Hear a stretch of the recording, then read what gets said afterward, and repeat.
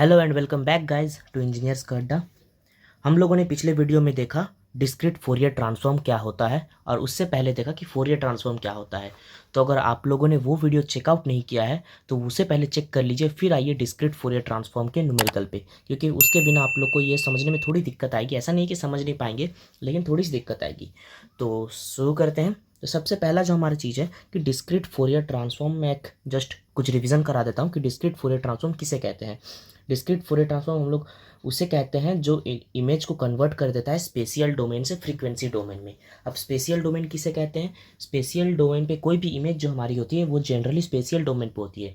हम लोग कब कह सकते हैं कि एक इमेज स्पेशियल डोमेन पे है? जब हम लोग को उस इमेज की पिक्सल्स के बारे में कुछ भी अता पता नहीं है। मीन्स पिक्सल का क्या साइज़ है, क्या कलर है, क्या इंटेंसिटी वैल्यूज़ है। मीन्स पिक्सल का कैरेक्टरिस्टिक्स या एट्रीब्यूट्स के बारे में कुछ नहीं पता, हमें सिर्फ पिक्सल की लोकेशन पता है। मीन्स उसकी कोऑर्डिनेट वैल्यू पता है, तो हम लोग बस कोऑर्डिनेट वैल्यू पे ही मैनिपुलेशन या ट्रांसफॉर्मेशन लगा सकते हैं।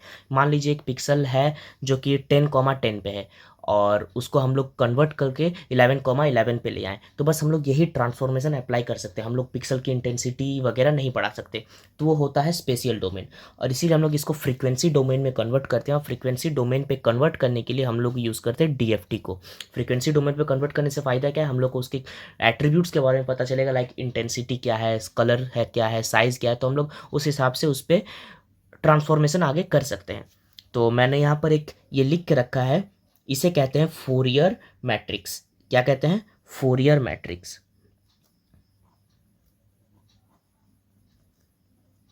फोरियर मैट्रिक्स, ठीक है। ये आप लोग को याद करना पड़ेगा ये चीज़। ये जो मैट्रिक्स है ये आप लोग रट लीजिएगा, बहुत ही आसान है। देख लीजिए, इधर के वैल्यूज़ 1 है, यहाँ पर 1 -j है, और यहीं पर इसका ये है 1 -1 1 -1 1j -1 -j। तो आप लोग कैसे भी रट लीजिएगा, आप लोग के ऊपर डिपेंड करता है कि आप लोग इसको कैसे याद करते हैं। इसे याद कर लीजिएगा, इसको कहते हैं फोरियर मैट्रिक्स, और इसको हम लोग टी से डिनोट करते हैं। अब मैं रैंडमली कोई भी एक क्वेश्चन ले लेता हूँ सॉल्व करने के लिए। तो मैं एक क्वेश्चन ले लेता हूँ कि मान लीजिए एफ, हम लोग ने ये निकाल कर रखा है, ये हमारे पास वैल्यूज़ है। मान लीजिए 0 1 2 1 1 2 1। मैं एक सिमेट्रिक मैट्रिक्स ले रहा हूँ ताकि आसानी हो समझाने में। 2 3 2। तो ये है एक 4x4 का मैट्रिक्स। जनरली 4x4 के ही मैक्सिमम क्वेश्चन आते हैं। अगर आप क्वेश्चन आता भी है तो 4x4 के आएंगे, वरना इसके अलावा नहीं आ सकते हैं, ठीक है। तो ये 4x4 का एक मैट्रिक्स है। ये हमारे पास कोऑर्डिनेट वैल्यूज़ हैं। अब इस पर हम लोग को डीएफटी लगाना है। तो सबसे पहले डीएफटी लगाने के लिए आपको जानना पड़ेगा फॉर्मूला। तो इसका क्वेश्चन है फाइंड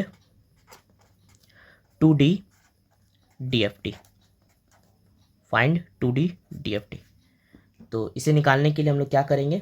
हमारे पास एक फॉर्मूला है, F is equal to T dot F dot T का transpose. T power T means T power transpose. ये फॉर्मूला याद रखिएगा, बहुत ही आसान है।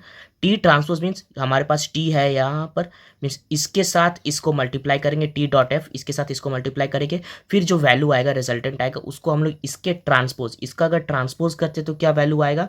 ट्रांसपोज करना उम्मीद है आप लोग को आता ही है, आप लोग ने मैथ्स में किया होगा। तो इसको ट्रांसपोज करना है। तो मैं आप लोग को एक स्टेप करके दिखाता हूँ कैसे करना है प्रोसेस। स्टेप 1 क्या होगा? ठीक है, एफ इज इक्वल टू, सबसे पहले T 1 1 1 1 1 -j -1 j 1 -1 1 -1 1 j -1 -j into F 0 1 2 1 1 2 3 2 2 3 4 3 1 2 3 2 into T transpose. यहाँ पर टी ट्रांसपोज हम लोग क्यों नहीं लिखेंगे? क्योंकि यहाँ पर हमारा ये सिमेट्रिक मैट्रिक्स है। सिमेट्रिक मैट्रिक्स में हम लोग टी ही लिखेंगे। तो यहाँ पर टी लिखेंगे तो 1 1 1 1 1 1 1 -j -1 j -1 1 -1 j -1 -g। मैं उम्मीद करता हूँ कि आप लोग को मैट्रिक्स सॉल्व करना तो आता ही होगा, बेसिक्स है बहुत, तो इसीलिए मैं इसको यहाँ पर सॉल्व करके आप लोग का टाइम वेस्ट नहीं करना चाहूँगा। आप लोग ये खुद से सॉल्व कर लीजिएगा। मैंने इसका आंसर निकाल के रखा है। इसका आंसर कुछ इस तरह से आएगा 32 - 8 0 -8 -8 0 -8 0 0 0 0 0 0 0 0 0। तो ये है हमारा फाइनल आंसर डीएफटी में। तो बहुत ही आसान है। मैं उम्मीद करता हूँ आप लोग को मीन्स समझ में आ गया होगा। ये तो कोई क्लास 9-10 का बच्चा को भी कर देगा। हमारे पास एक एफ दिया रहेगा वैल्यूज़, और हमारे पास ये आप लोग को याद रखना पड़ेगा, बस इसके साथ इसको मल्टीप्लाई कर देना है। और अगर सिमेट्रिक मैट्रिक्स है तो टी ट्रांसपोज ना लेके नॉर्मल टी के साथ ही करना है। और अगर सिमेट्रिक मैट्रिक्स नहीं है, मैंने सिमेट्रिक लिया था, अगर क्वेश्चन में सिमेट्रिक मैट्रिक्स नहीं आता है तो आप लोग टी ट्रांसपोज करके यहाँ पर मल्टीप्लाई कर दीजिएगा। पहले इसके साथ इसका मल्टीप्लाई होगा, फिर इसका जो रिजल्टेंट आएगा वो इसके साथ मल्टीप्लाई होगा, फिर ये फाइनल रिजल्ट आएगा, ये जो भी फाइनल रिजल्ट है। तो उम्मीद करता हूँ आप लोग को ये वीडियो समझ में आएगा। आपको एग्जाम में इसी प्रकार के न्यूमेरिकल्स पूछ जाएंगे। तो अगर पसंद आया होगा वीडियो तो इसको ज़रूर से शेयर कीजिएगा, लाइक कीजिएगा और बने रहिए मेरे साथ।